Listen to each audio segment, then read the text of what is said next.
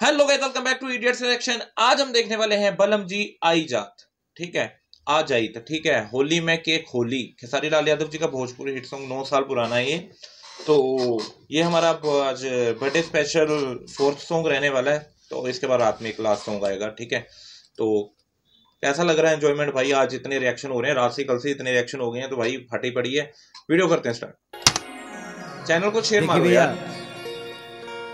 एगो पत्नी वियोग में जब ओकर मरद सबकर मरद होली में आ गए, जब ओकर ना वैले त बड़ा दुख में एगो बात कहती है भैया।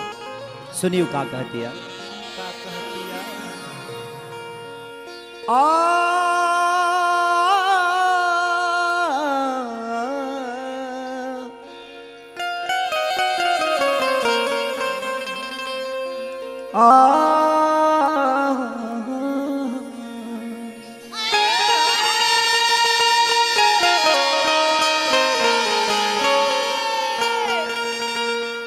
और दिलवा के भीतर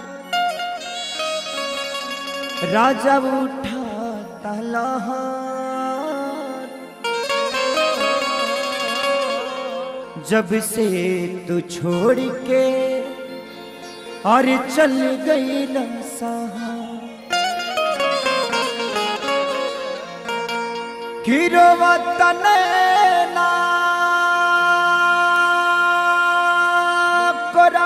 कहे गो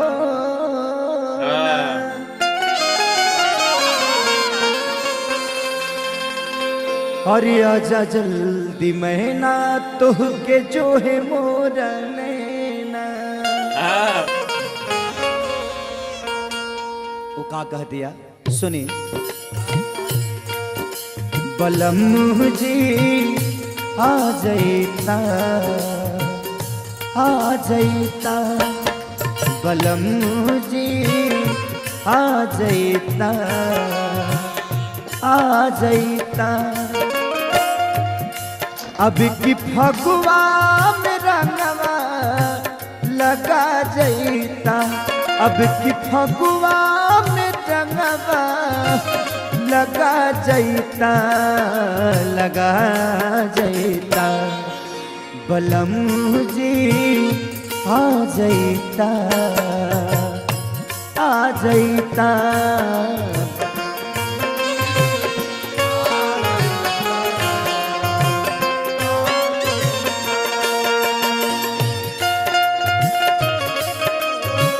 जय हो जय हो जय हो।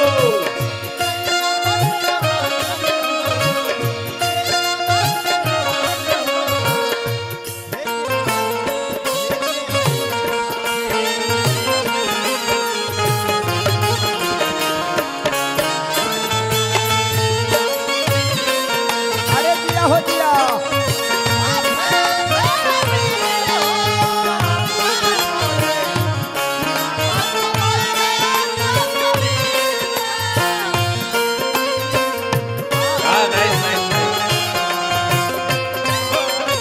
ये मुखिया जी बरहमपुर अगर बानी तो सुन ली। और अतिया का कहतिया, पीछे वाले भाई का फोन आया, भाई फोन नहीं उठा रहा उसका, वो दिख रहा है। महुआ कोची आइल जब से आम मोजराइल, फगुनी बेयार बहे मन बौराइल। Nice nice.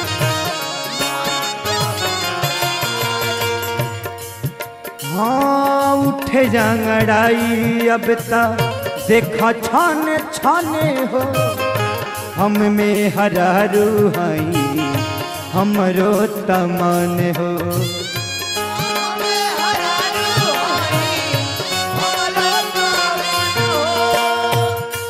जी के नाही जिया तानी बस जिया जैता, जी के नाही जिया तानी बस जिया जैता जिया जैता, बलम जी आ जाता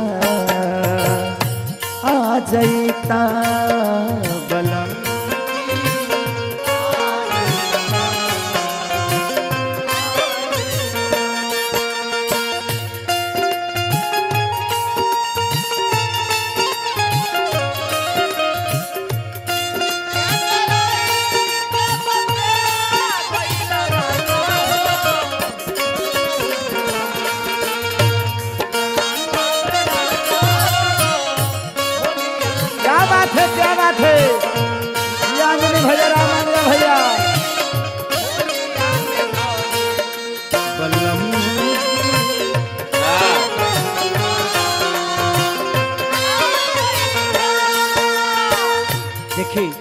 औरतिया का कहतिया क्या?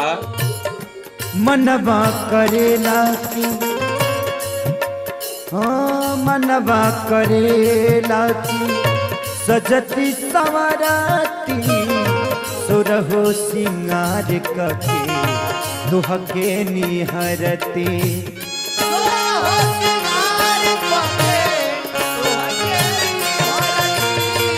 औरत कहतिया कवन काम धन आई मुँह दल तिजोरी के। राजा इ तिजोरी कौना काम के बा?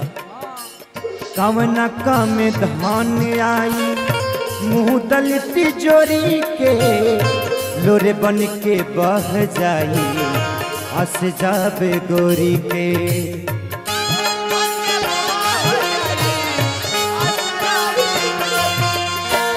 कवना काम धान आई मुँह दल तिजोरी के लोरे बन के बह जाई हंस जाबे गोरी के।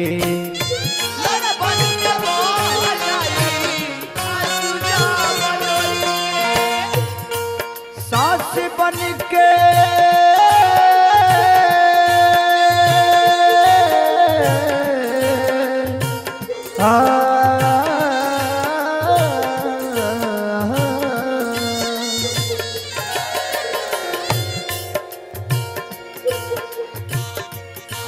सास बन के तू हमारा में, सास बन के तू हमारा में समा जईता।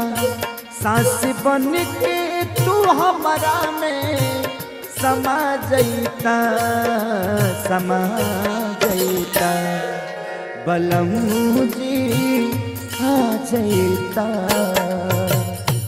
आ जईता बलम।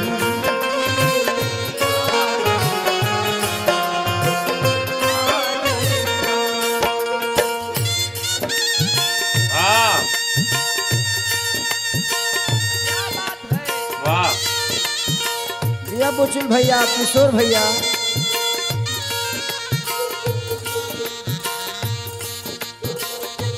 वाह वेरी नाइस।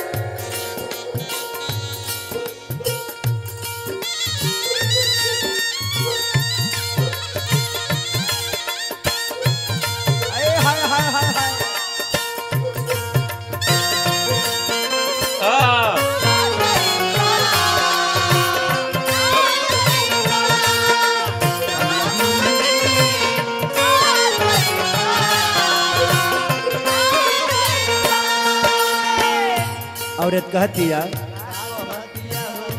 12 महीना हमसे रही भाल दूरी जी, घरे फागुन घरे रौरा रही जरूर जी।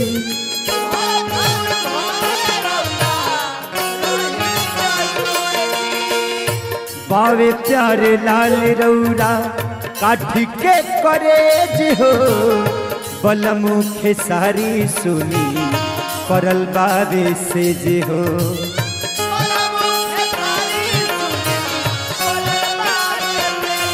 हाँ बलमुखे सारी सुना परल बाटे से जे हो।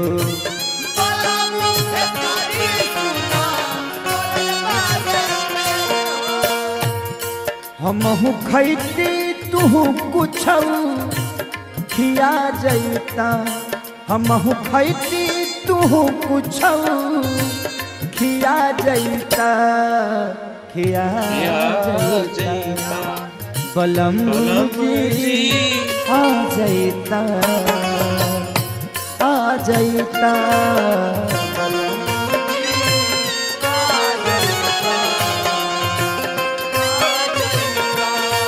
अपना हाथे खैती तू कुछ खिया जईता, अपना हाथे खैती तू कुछ खिया जईता, खिया जईता। बलम जी आ जईता, आ जईता बलम।